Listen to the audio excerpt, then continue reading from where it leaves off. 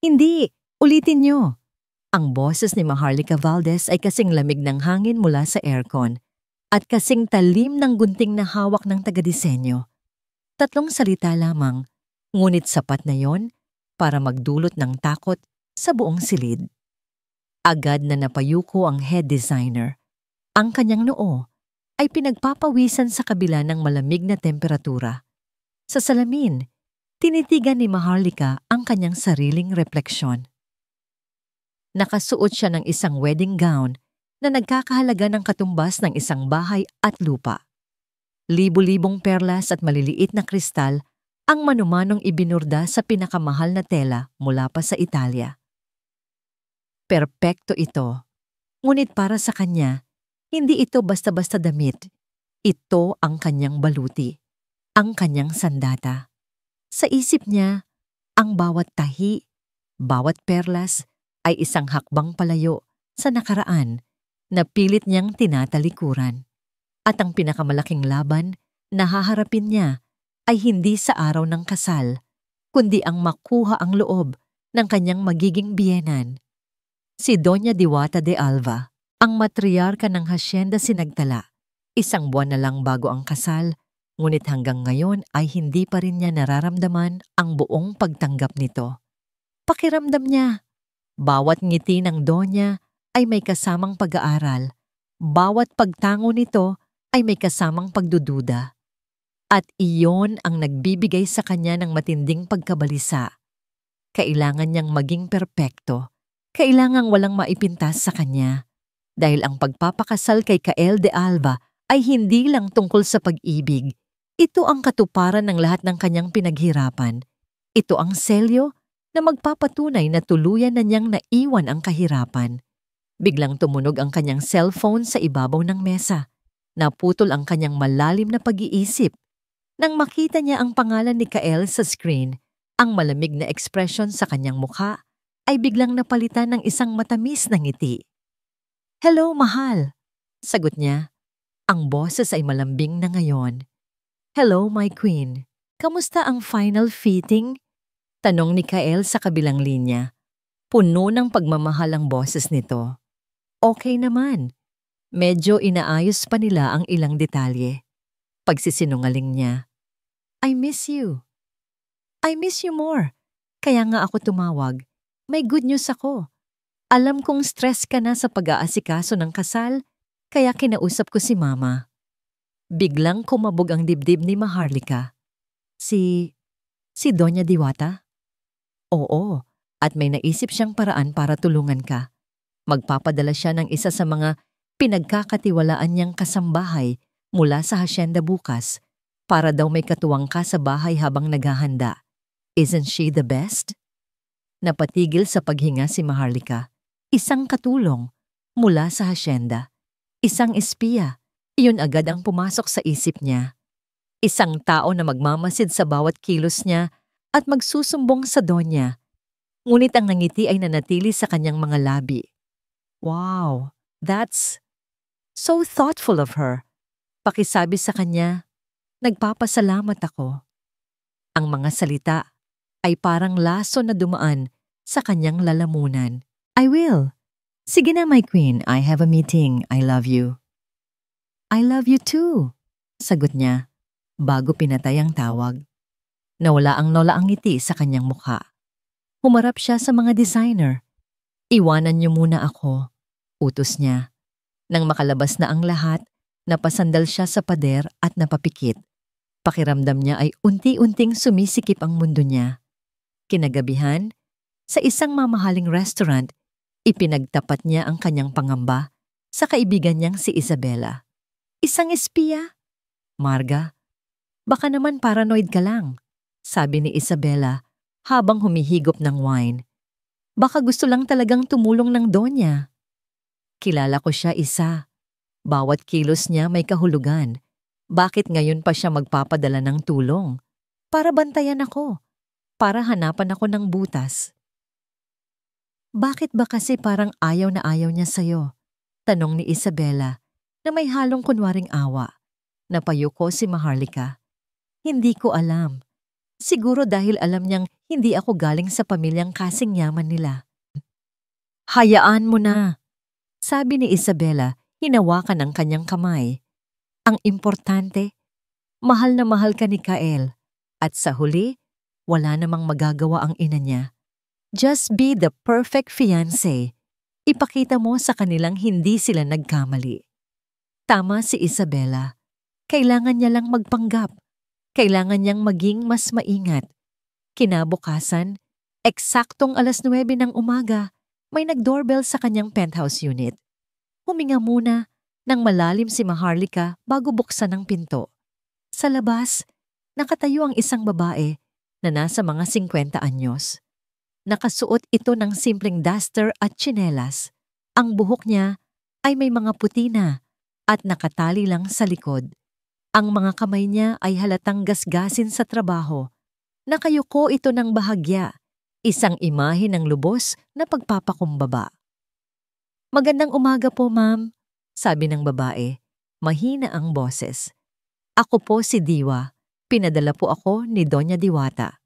Tinitigan siya ni Maharlika mula ulo hanggang paa. Hindi man lang sinubukang itago ang pagkadismaya sa kanyang mga mata. Ito ba ang pinagkakatiwalaan? Mukha itong kinuha sa kung saang probinsya. Hindi siya nagsalita. Tumalikod lang siya at pumasok sa loob.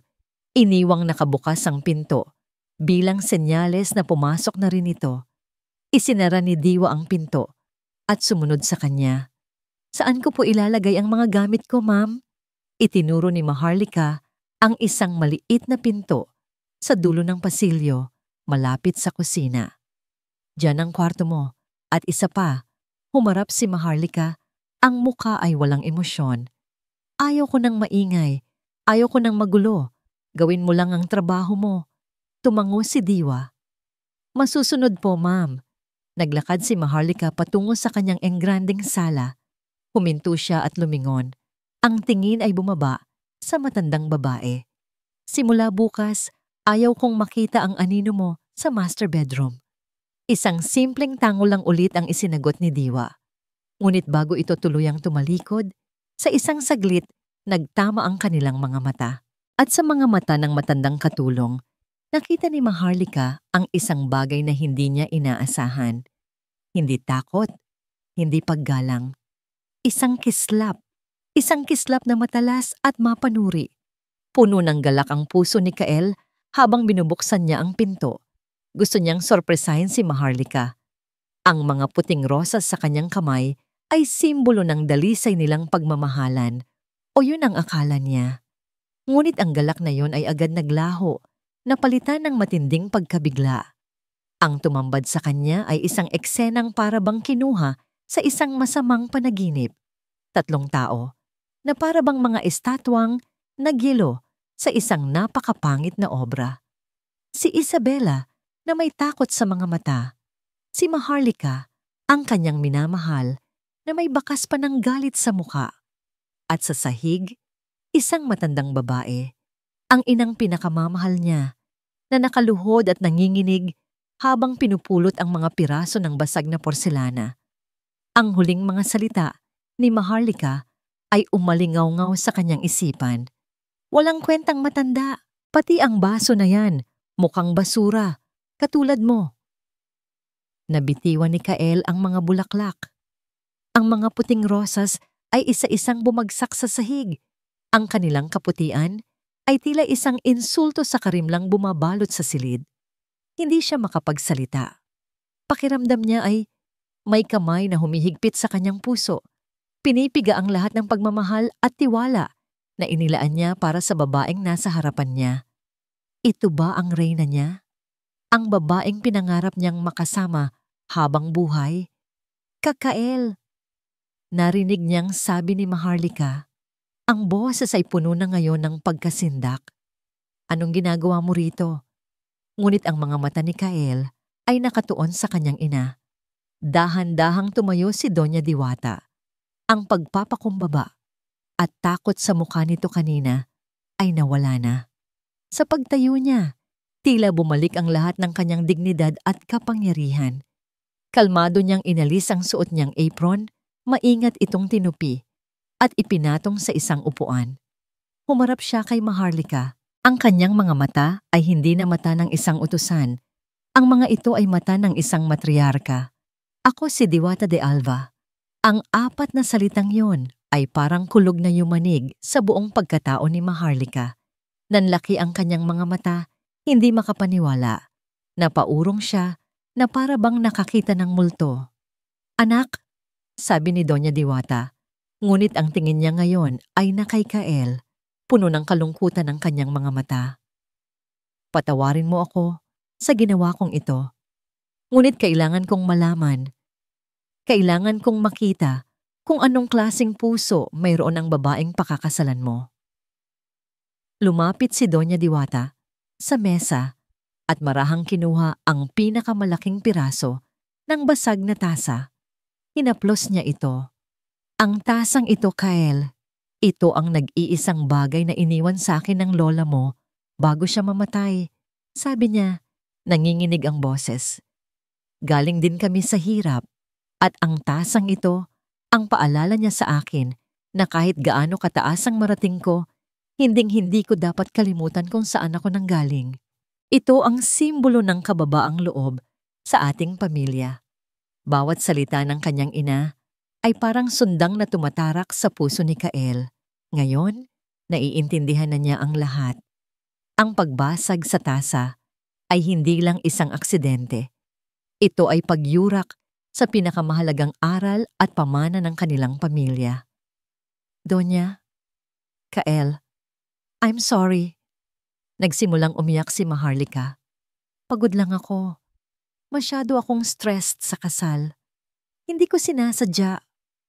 Ngunit para kay Kael, ang kanyang mga luha at paghingi ng tawad ay wala ng halaga dahil ang nakita niya ay hindi isang pagkakamali.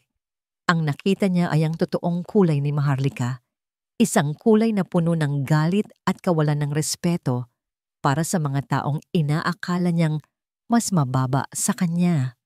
Dahan-dahan siyang lumapit kay Maharlika. Ang bawat hakbang ay napakabigat. Nakita niya ang takot at pagsusumamo sa mga mata nito. Ang mga matang dati ay dahilan ng kanyang mga ngiti. Hinawakan niya ang kaliwang kamay ni Maharlika. Malamig ito, nanginginig. Sa isang napakabagal at maingat na kilos, dahan-dahan niyang hinubad ang kumikinang na engagement ring mula sa daliri nito. Ang diamanteng sumisimbolo sa kanyang pangako ay tila nawalan ng ningning. Kael, please, don't do this. Pagmamakaawa ni Maharlika, hindi siya sumagot. Inilapag niya ang singsing sa ibabaw ng salaming mesa. Ang mahinang tunog nito ay tila isang hatol. Tinitigan niya si Maharlika sa huling pagkakataon. Ang kanyang mga mata ay wala ng bahid ng pagmamahal, tanging malalim na pagkabigo. Hindi kita kayang pakasalan, Maharlika. Hindi ang babaeng walang puso.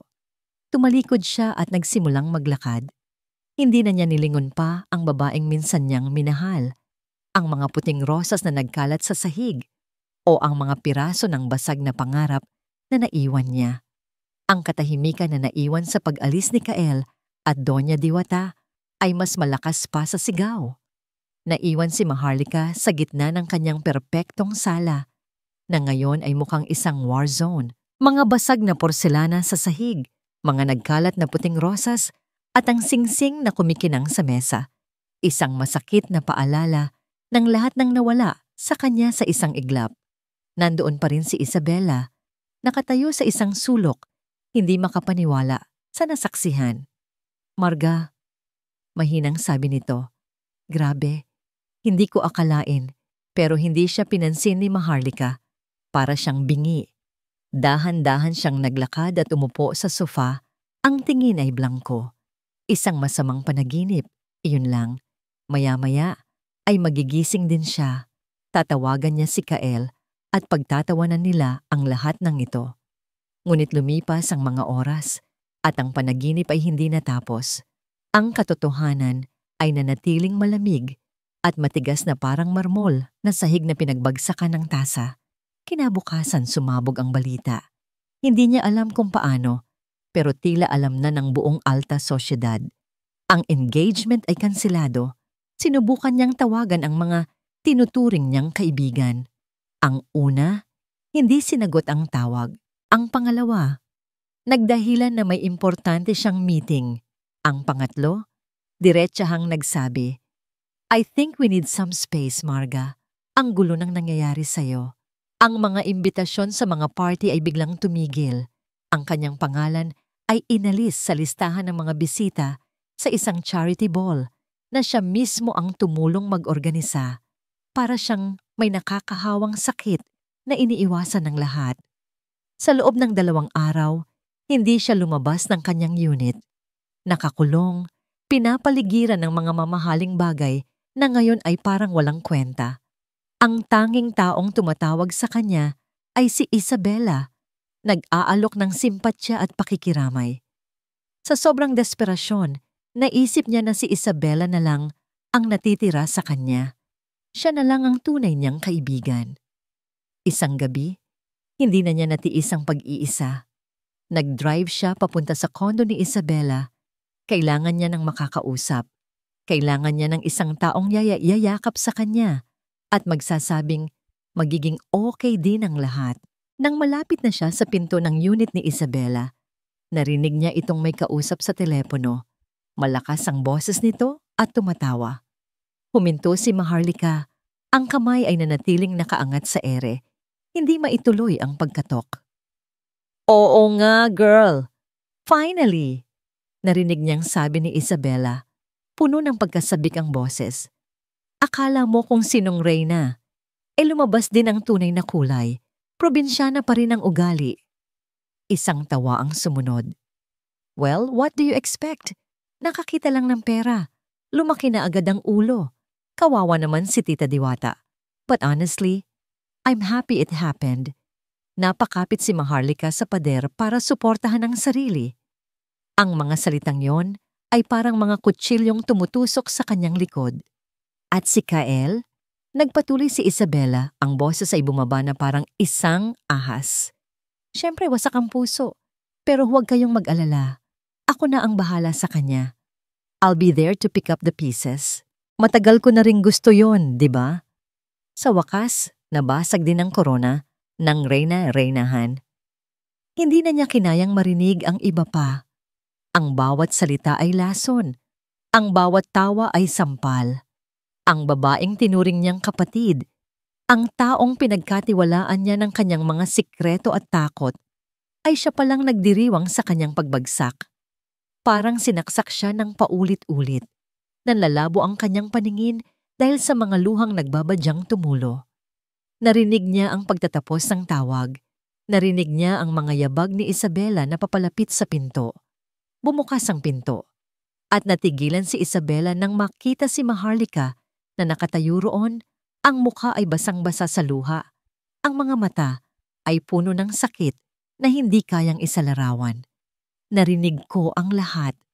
Bulong ni Maharlika. Ang boses ay basag at halos hindi marinig. Ang amoy ng bagong ani na kape ay palaging nagbibigay ng kapayapaan sa puso ni Kael. Ito ang amoy ng kanyang tahanan, ng kanyang pamilya, ng kanyang kinabukasan. Ngunit ngayon, habang nakaupo siya sa balkonahe ng bahay hasyenda at nakatanaw sa malawak na taniman, ang pamilyar na amoy na yon ay tila wala ng epekto.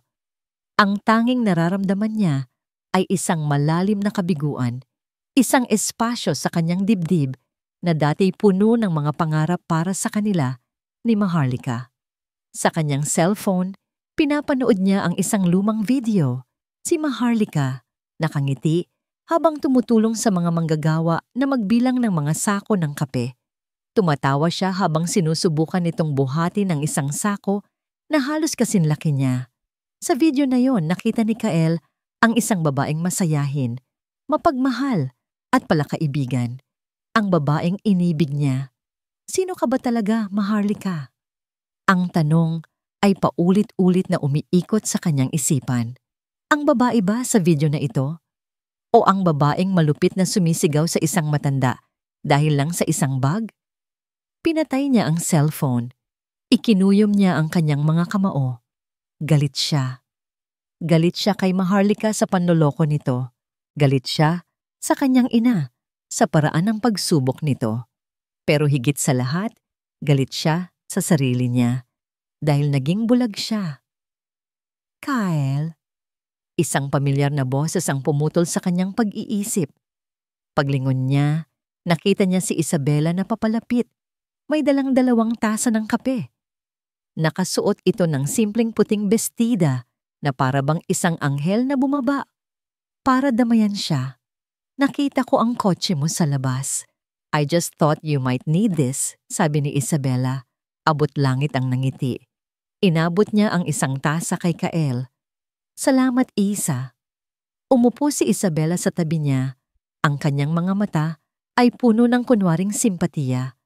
I'm so sorry about what happened, Kael. It must be so painful. Wala na, Isa. Tapos na. Sagot ni Kael, tinitigan lang ang kape. Hindi ko lang talaga maintindihan si Marga.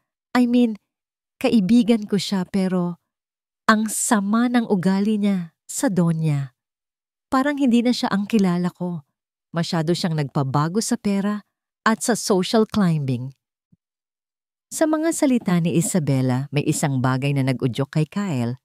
Social climbing? Tanong ni Kael. Hindi ba't magkaibigan kayo noon pa man? Medyo. Nakilala ko lang siya sa isang exclusive na club. Sagot ni Isabela na parang nag-aatubili. Marga she's very ambitious. Ginawa niya ang lahat para makapasok sa ating mundo. Well, except sa iyong part. Alam kong tunay ang pagmamahal mo sa kanya. May kakaiba sa paraan ng pagkakasabi ni Isabela. Parang may bahid ng pagmamalaki at kaunting pagkainggit. Parang mas alam ni Isabela ang mga bagay na dapat ay kay Maharlika lang niya nalalaman. Napansin ni Kael ang labis na kasabikan sa mga mata ni Isabela habang tinitignan siya. Ang labis na pagiging present nito, ang labis na kaawaan. Hindi ko lang din maintindihan, sabi ni Kael, matalimang boses. Bakit hindi mo man lang siya tinulungan nung mangyari yun? O man lang pinigilan mo siya sa pagsasalita? Nag-iba ang kulay ng mukha ni Isabela.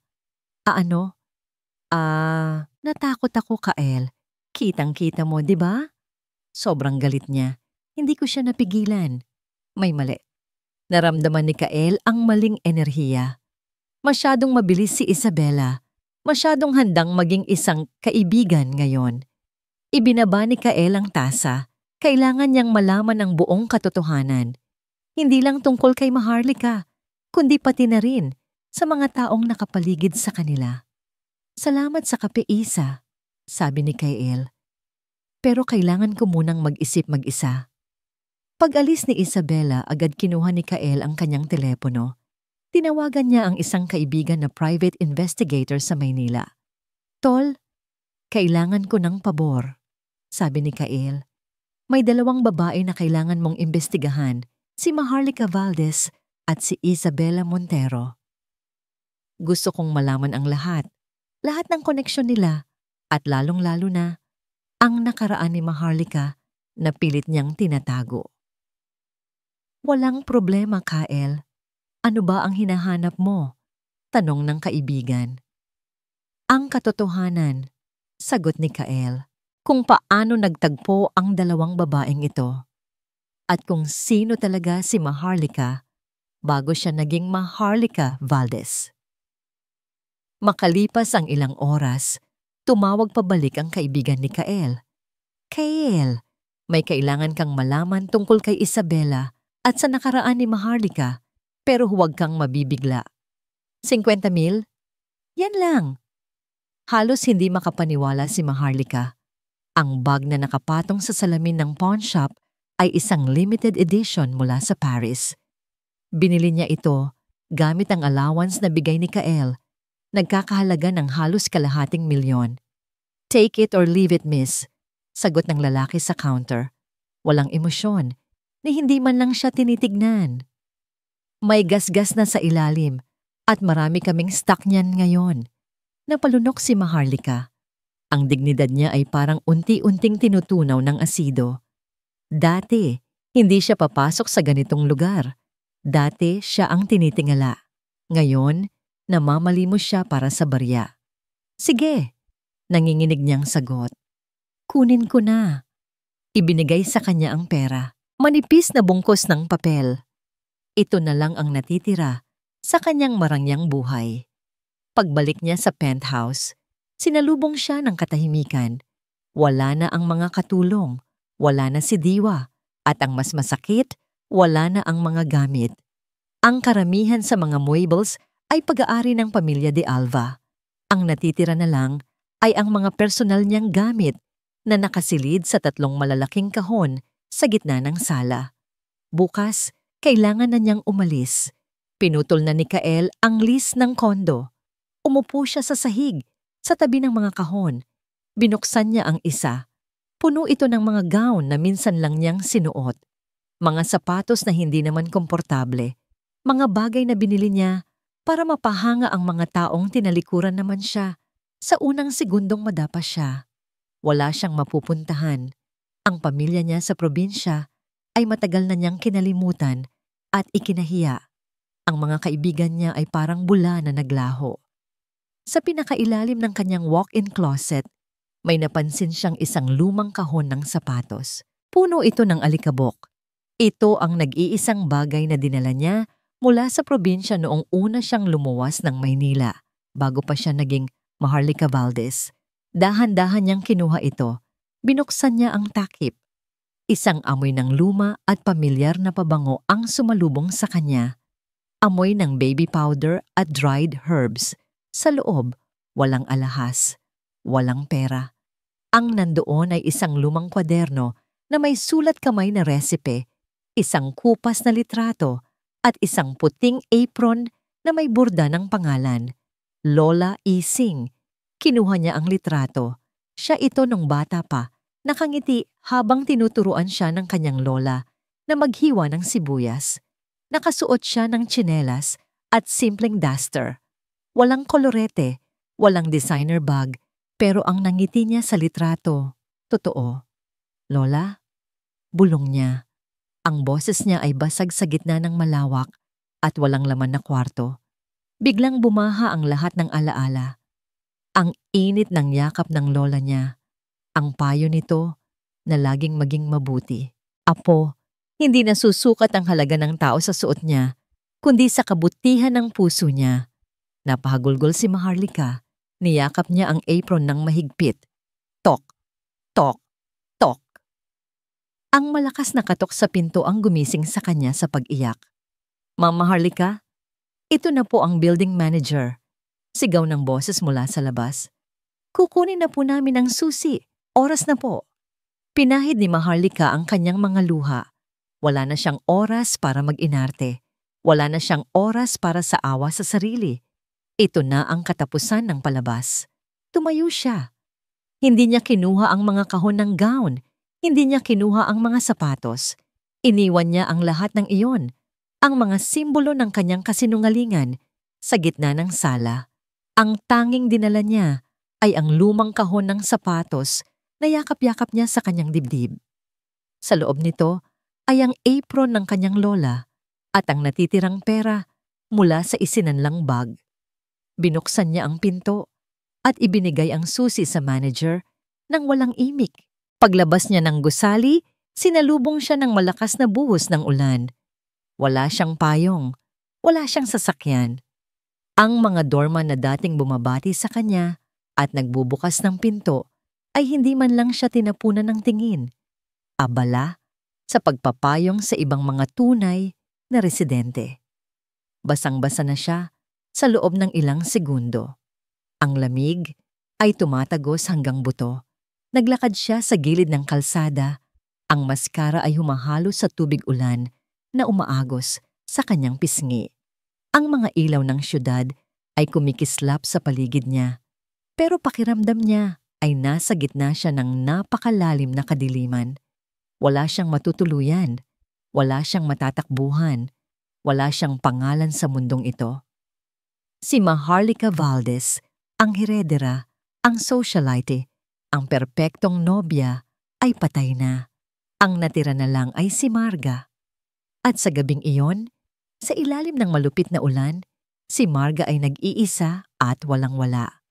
Sa gitna ng kawalan, isang alaala ng address ang pumasok sa isip niya. Isang lugar na matagal na niyang kinalimutan. Pero baka sakaling nandoon pa rin ang karinderya ng kaibigan ng lola niya. 6 na buwan na ang nakalipas. Ang dating amoy ng mamahaling perfume at aircon ay napalitan na ng amoy ng ginisisang bawang, sibuyas at usok ng uling. Mainit, maingay, magulo. Pero sa kauna-unahang pagkakataon, sa mahabang panahon, payapa ang puso ni Marga. Marga, luto na ba yang adobong puti? Kanina pa naghihintay si Mang Carding. Sigaw ni Aling Nena, ang may-ari ng karinderya ni Ising. Ang karinderyang ipinangalan sa kanyang lola, na ngayon ay pinapatakbo ng matalik na kaibigan nito. Opo, Nay Nena. Isasali na lang po, sagot ni Marga, habang pinupunasan ng likod ng kamay ang pawis sa kanyang noo.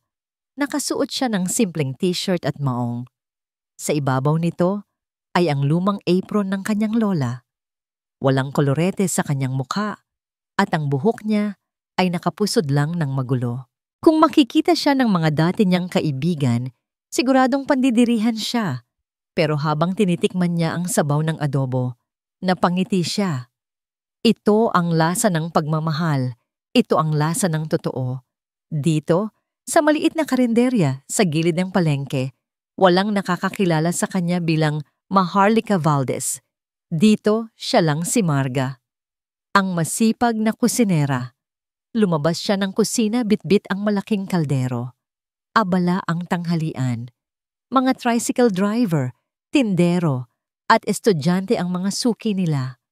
Habang nagsasandok siya ng kanin, napansin niya ang kaguluhan sa labas. Isang supplier ng gulay ang naninigaw. Hoy bata! Layas! Ilang beses ko bang sasabihin sa'yo na huwag kang tatambay dito? Nakita ni Marga ang isang batang lalaki, gusgusin at payat, na nanginginig sa takot habang hawak ang isang piraso ng nahulog na kamatis. Si Buboy, isa sa mga batang hamog sa palengke. Dati, ang Maharlika ay tatawag ng security guard o diring-diring iiwas. Pero si Marga, ibinaba niya ang sandok at mabilis na lumabas.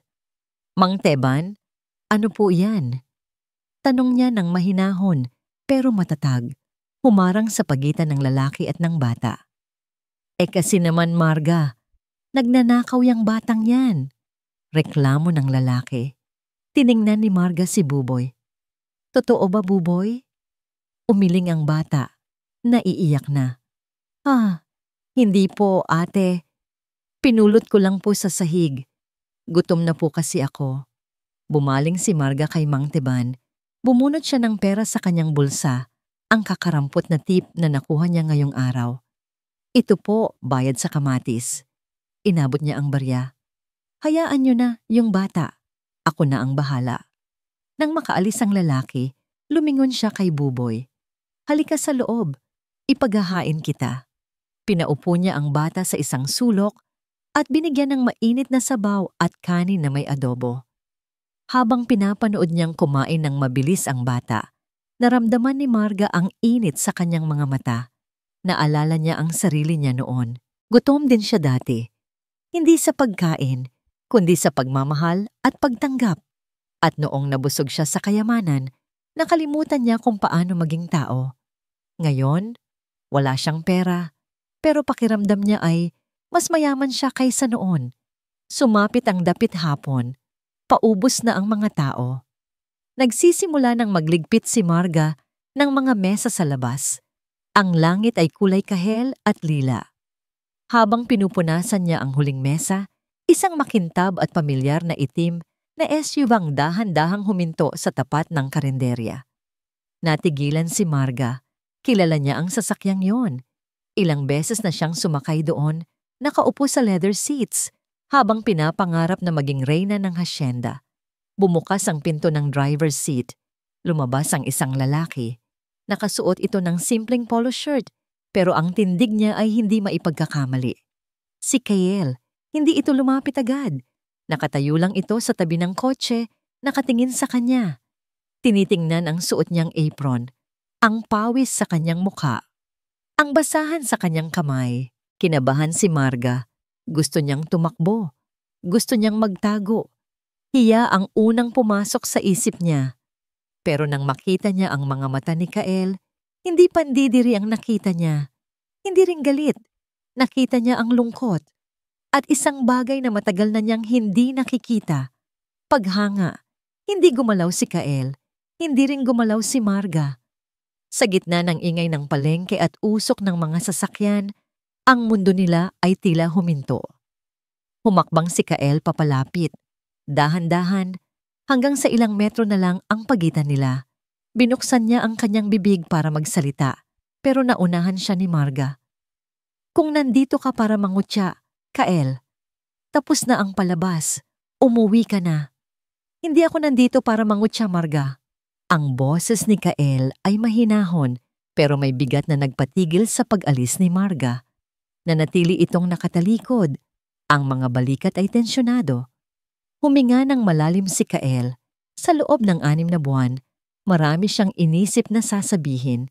Maraming beses siyang nagalit, nagsisi at nangulila. Pero ngayong kaharap na niya ang babaeng ito, ang babaeng walang kolorete, amoy usok at nakasuot ng lumang apron. Mas naramdaman niya ang tibok ng puso niya kaysa noong nakikita niya itong nakasuot ng mga mamahaling gown.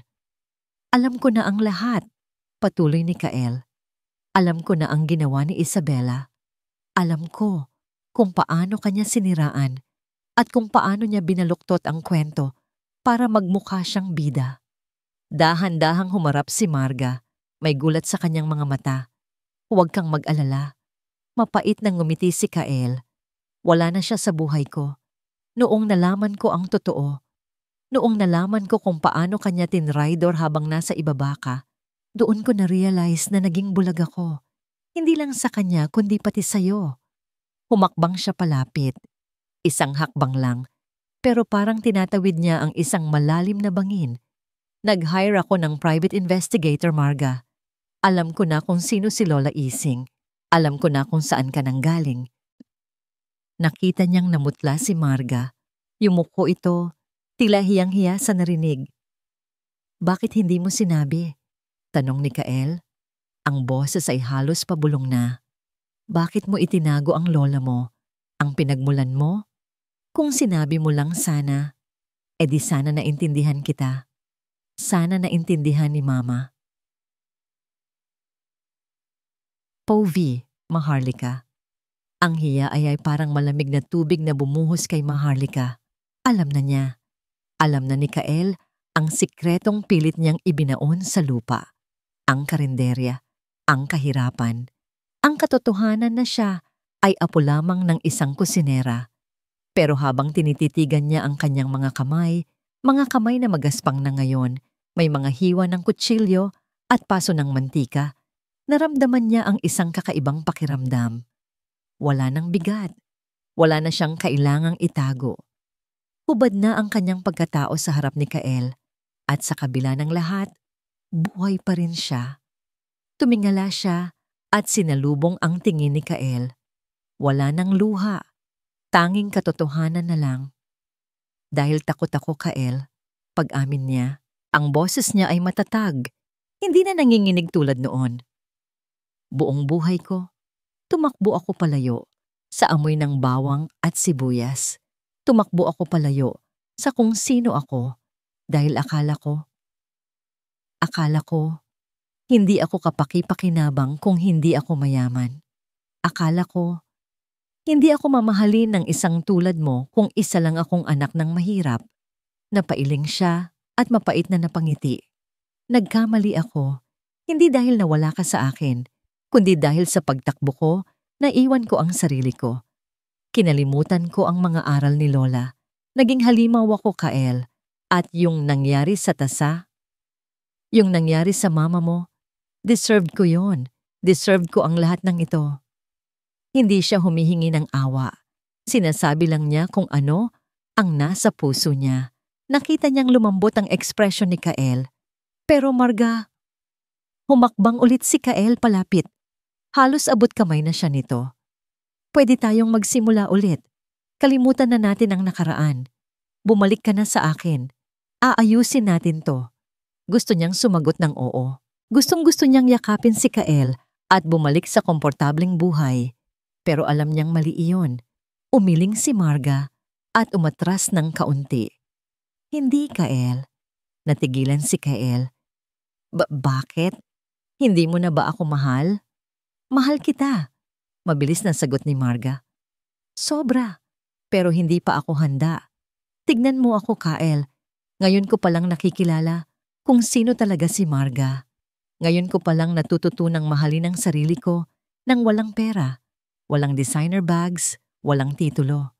Kung babalik ako sa'yo ngayon, baka mawala ulit ako. Tinuro niya ang maliit na karenderya sa likod niya. Dito muna ako. Masaya ako dito. Kailangan ko munang buuin ang sarili ko na gamit ang sarili kong mga kamay, hindi ang pera mo. Katahimikan. Tinitigan siya ni Kael ng matagal na para bang kinakabisa ang bawat linya ng kanyang mukha. At sa unang pagkakataon, nakita ni Marga ang respeto sa mga mata nito na higit pa sa pagmamahal. Huminga ng malalim si Kael at tumango. Isang malungkot pero maunawain ng ngiti ang gumuhit sa kanyang mga labi. Naiintindihan ko, sabi ni Kael, at mas hinahangaan kita ngayon kaysa noon. Tumingin si Kael sa palubog na araw at pagkatapos ay muling tumingin sa kanya. Maghihintay ako, Marga. Kahit gaano katagal, kahit abutin ka pa ng taon para buuin ang sarili mo, nandito lang ako. Tumalikod si Kael at naglakad pabalik sa kanyang sasakyan. Hindi siya lumingon, pero ang kanyang mga balikat ay mais magaan na ngayon. Naiwan si Marga na nakatayo sa harap ng karenderya. Tumulo ang isang luha sa kanyang pisngi, pero hindi ito luha ng lungkot. Luha ito ng pag-asa. Habang pinapanood ni Marga ang pag-alis ng sasakyan ni Kael, hindi niya napansin na may isa pang sasakyan ang nakaparada sa di kalayuan. Nakababa ang bintana nito at isang pamilyar na matandang babae ang nakatingin sa kanya. May hawak na isang maliit na box na gawa sa kahoy. Si Doña Diwata. Lumipas ang ilang linggo mula nang magkita sila ni Kael at tila mas naging masigla ang karenderya ni Ising.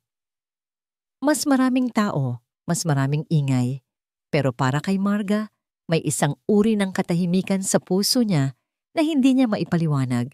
Alam niyang naghihintay si Kael at ang kaisipang yon ang nagbibigay sa kanya ng lakas sa tuwing napapagod siya sa maghapong trabaho. Tanghaling tapat, puno ang karenderya. Abala si Marga sa paglilinis ng mesa nang may marinig siyang pamilyar na boses. Isang order nga ng paborito mong adobong puti. Natigilan si Marga. Ang basahan sa kanyang kamay ay muntik ng mahulog. Kilala niya ang boses na yon. Boses na puno ng awtoridad, pero ngayon ay may halong lambing na hindi niya inaasahan. Dahan-dahan siyang lumingon. Sa isang simpleng mesa sa sulok, nakaupo si Doña Diwata. Wala itong suot na alahas. Nakasuot lang ito ng simpleng linen dress na kulay cream. Walang mga bodyguard. Walang kasamang alalay. Para lang itong isang ordinaryong lola na naghahanap ng masarap na tanghalian. Bumilis ang tibok ng puso ni Marga. Bumalik ang alaala ng nabasag na tasa. Ang hiya ay ang parang alon na gustong lumamon sa kanya. De Doña Diwata. Nauutal niyang bati. Ngumiti ang matanda. Maupo ka, Hija. Gusto lang kitang makausap. Sa unang pagkakataon, tinawag siya nitong Hija. Hindi Maharlika, hindi Marga, kundi isang tawag na para sa anak. Nanginginig ang mga tuhod na lumapit si Marga at umupo sa tapat ng Donya. Hindi siya makatingin ng diretso sa mga mata nito. Patawad po, ang unang lumabas sa bibig ni Marga. Patawad po sa lahat, sa pambabastos ko sa inyo noon, sa pagbasag ng tasa, sa pagiging masama. Hinawakan ni Doña Diwata ang kamay ni Marga na nakapatong sa mesa. Ang mga kamay ni Marga ay magaspang, may mantsa ng tuyo at may mga hiwa. Tinitigan ito ng Donya, hindi nang may pandidiri, kundi nang may pagkilala. Alam mo ba, panimula ng Donya, noong nakita kita sa penthouse mo, akala ko ay wala ng pag-asa. Akala ko ay tuluyan ng nilamon ng kinang ng pera ang puso mo. Humigpit ang hawak ng Donya sa kamay niya. Pero ngayon, tignan mo ang mga kamay mo. Iyan ang kamay ng isang babaeng marunong maghihirap. Iyan ang kamay ng isang babaeng may dangal. Nakikita ko na ngayon ang apo ni Lola Ising at nakikita ko rin sa'yo ang nanay ko. Napaangat ng tingin si Marga. May namumuong luha sa mga mata ng Donya. Naging malupit din ako sa paraan ng pagsubok ko sa'yo. Pag-amin ng Donya, masyado akong naging mapanghusga. Kaya humihingi rin ako ng tawad sa'yo, Marga. Hindi makapaniwala si Marga. Ang makapangyarihang Donya ng hasyenda sinagtala, humihingi ng tawad sa isang kusinera. Tumulo ang luha ni Marga. Pero sa pagkakataong ito, luha ito ng pasasalamat at pagpapatawad. Tapos na yun po. Kalimutan na natin, sagot ni Marga. At gumanti siya ng hawak sa kamay ng matanda. May kinuha si Donya Diwata mula sa kanyang bag. Isang maliit na kahon na gawa sa nara, makinis at mukhang lumana. Inilapag niya ito sa gitna ng mesa. Galing ito kay Kael, sabi ng Donya. Pero ako ang nagpumilit na ibigay ito sa iyo ng personal. Dahan-dahang binuksan ni Marga ang kahon. Sa loob, nakalatag sa pulang pelus, ay hindi ginto o diamante. Ito ay isang dakok ng mga buto. Kulay tsokolte, makikintab, at mababango, mga buto ng kape. Iyan ang binhi ng sinagtala, paliwanag ng Donya. Iyan ang pinakaunang uri ng kape na itinanim ng mga ninuno namin. Matibay, kayang mabuhay kahit sa pinakamahirap na lupa, at kapag namunga, nagbibigay ng pinakamasarap na kape sa buong mundo. Tumingin si Donya Diwata nang diretso sa mga mata ni Marga. Itanim mo ito, Marga, hindi sa lupa ng hasyenda, kundi sa sarili mong lupa. Palaguin mo ang sarili mong pamana dahil napatunayan mo na ikaw ay karapat-dapat, hindi dahil sa apelyido ng mapapangasawa mo, kundi dahil sa kung sino ka. Isinara ni Marga ang kahon at niyakap ito.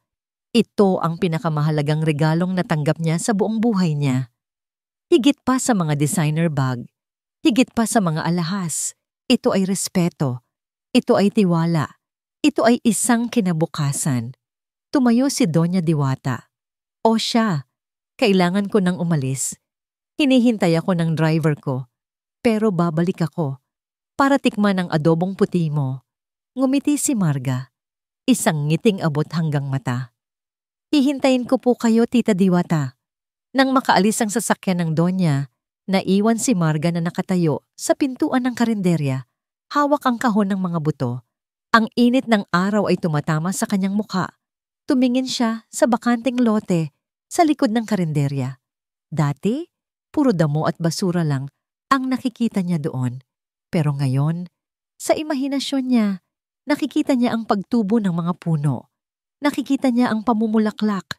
Nakikita niya ang isang lugar kung saan ang amoy ng kape at pagmamahal ay magsasama. Isang plano ang nabuo sa kanyang isipan. Isang pangarap na hindi para magpasikat, kundi para magbigay. Kinuha ni Marga ang kanyang cellphone. Sa unang pagkakataon sa loob ng 6 na buwan, tinipa niya ang numero ni Kael. Huminga siya ng malalim at pinindot ang send. Ang mensahe, Kay El, handa na ako. Hindi para maging Mrs. De Alva, kundi para maging partner mo. Kita tayo bukas. Lumipas ang 1 taon. Ang dating maputik at magulong lote sa likod ng karinderya ni Ising ay hindi na makikilala ngayon. Napalitan na ito ng isang malago at mabangong hardin. Ang mga baging ng halaman ay gumagapang sa mga pader na gawa sa kahoy at kawayan. Ang hangin ay puno ng pinaghalong amoy ng namumulaklak na sampagwita at, higit sa lahat, ang matapang at mabangong aroma ng bagong timplang kape. Sa gitna ng hardin, nakatayo ang isang signboard na gawa sa inukit na kahoy. Kapihan ni Lola. Sa loob, puno ng tawanan at kwentuhan. Hindi ito kasing rangya ng mga hotel na dating pinupuntahan ni Maharlika, pero puno ito ng buhay. Ang mga kliyente ay halo-halo. Mga estudyante, mga empleyado, mga tricycle driver, at minsan, kahit mga mayayamang dayuhan na dumadayo pa para matikman ang sikat nilang kape at kakanin. Sa gitna ng abalang kusina, nandoon si Marga. Nakasuot pa rin siya ng apron, pero hindi na ito luma. Isa itong malinis at puting apron na may burda ng logo ng kanilang kafe. Ang buhok niya ay maayos na nakapusod at ang mukha niya ay aliwalas. Tila mas bata siya ngayon kaysa noong siya ay puno ng kolorete at alahas. Ate Marga, ganito po ba? Tanong ng isang bata. Napangiti si Marga at lumapit kay Buboy. Ang dating batang hamog na ngayon ay isa na sa mga scholar na tinutulungan ng kapihan. Tinuturuan niya itong magmasa ng dough para sa pandesal. Dahan-dahan lang, Buboy, malambing na sabi ni Marga. Huwag mong madaliin. Ang masarap na tinapay, parang buhay. Kailangan ng pasensya at pagmamahal. Tumango si Buboy at masigasig na nagtrabaho. Pinanood siya ni Marga ng may pagmamalaki. Ito ang kanyang bagong yaman. Hindi pera, kundi ang kakayahang magbigay ng pag-asa sa iba. Ang kapihan ni Lola ay hindi lang negosyo.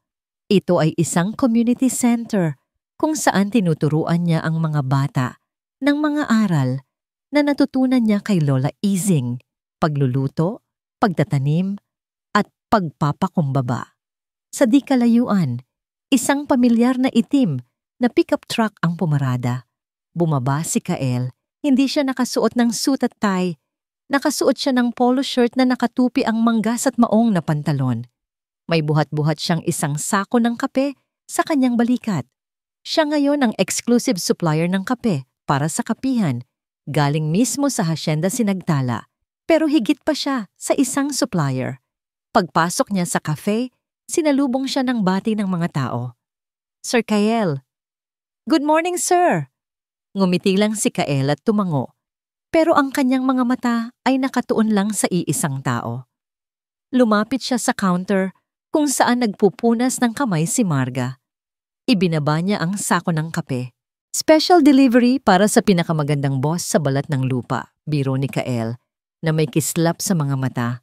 Napatawa si Marga at hinampas siya ng mahina sa braso. Sira! Salamat, partner! Partner! Ang sarap pakinggan ng salitang iyon. Dati, ang gusto ni Maharlika ay maging Mrs. De Alva para maging Reyna. Ngayon, masaya na siya bilang partner. Isang taong kapantay, katuwang, at kasama sa hirap at ginhawa. Maraming tao ngayon, puna ni Kael, tumitingin sa paligid. Kulang ka sa tao? Oo nga sagot ni Marga habang inaayos ang mga order. Medyo toxic sa kusina. Hindi na nagsalita pa si Kael. Pumunta siya sa likod ng counter, sa tabi mismo ni Marga. Kumuha siya ng isang malinis na apron na nakasabit sa dingding. Sa harap ng maraming tao, mga taong nakakakilala sa kanya bilang ang heredero ng makapangyarihang pamilya De Alva, isinuot ni Kael ang apron. Itinali niya ito sa kanyang likod nang walang pag-aalinlangan. Tumingin siya kay Marga. Handa na ba ang sous chef mo, Chef Marga? Napahinto si Marga. Tinitigan niya si Kael. Naalala niya ang panahon na ikinahiya niyang makita siyang nagtatrabaho. Naalala niya kung paano niya minaliit ang apron ni Doña Diwata. Ngayon, ang lalaking mahal niya ay voluntaryong nagsuot ng apron para sa kanya. Hindi para subukin siya, kundi para samahan siya. Ito ang tunay na pag-ibig. Hindi yung nagbibigay ng bulaklak habang nasa pedestal ka, kundi yung tatabihan ka sa kusina kapag mainit at magulo ang mundo. Napaluha si Marga, pero agad din siyang ngumiti. Ang pinakamatamis na ngiting na ibigay niya. Handang-handa na, Sir Kyle, sagot niya. Sabay silang humarap sa mga customer, magkatabi, magkatuwang. Sa labas, Humihip ang hangin, dinadala ang amoy ng kape at ang tunog ng kanilang tawanan. Ang Hacienda Maharlika ay hindi isang lupain na may titulo. Ito ay ang lugar na ito, ang sandaling ito, at ang pagmamahalang napatibay ng panahon at pagpapatawad. Natagpuan na ni Maharlika ang kanyang tunay na kaharian at sa wakas, siya ay tunay na malaya.